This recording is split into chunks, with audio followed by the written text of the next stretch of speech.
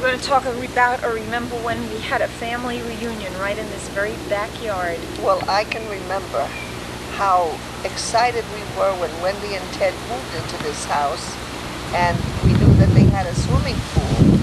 Ted always loved swimming pools because he built them in Michigan, and of course the kids were all out here larping around. That was the first and really only time that we ever had all 7 kids together at once, and all the families in the same house under the same roof. And I don't remember whether it was a Thanksgiving. What was it, a Thanksgiving? I think it was close to a Thanksgiving time, but we still went in the pool.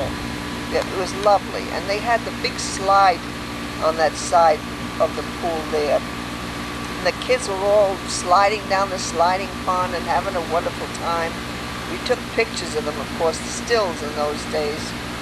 And now that they're all grown up and Grant has his own baby and everything, he insists that they all took their clothes off and went skinny dipping while we were inside. Skinny dipping. I couldn't believe it, but I believe it.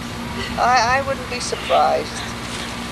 But that also reminded me when we were up at Wendy and Ted's house in Michigan, and he had the above-ground swimming pool. Daddy and I were there, and it was in June, I think, or June or July. It was supposed to be really hot enough to go swimming, but the air was very, very cold.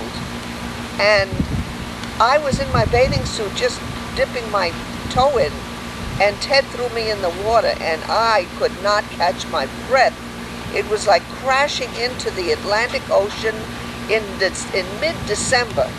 Freezing cold. It just took my breath away, and I was gasping for air, and Daddy got kind of scared because he could see that I was in distress, and it was kind of deep. You know, I wasn't drowning or anything, but the shock of that ice-cold water. And of course, Ted thought it was very funny, and he laughed, and everybody got a kick out of it except myself.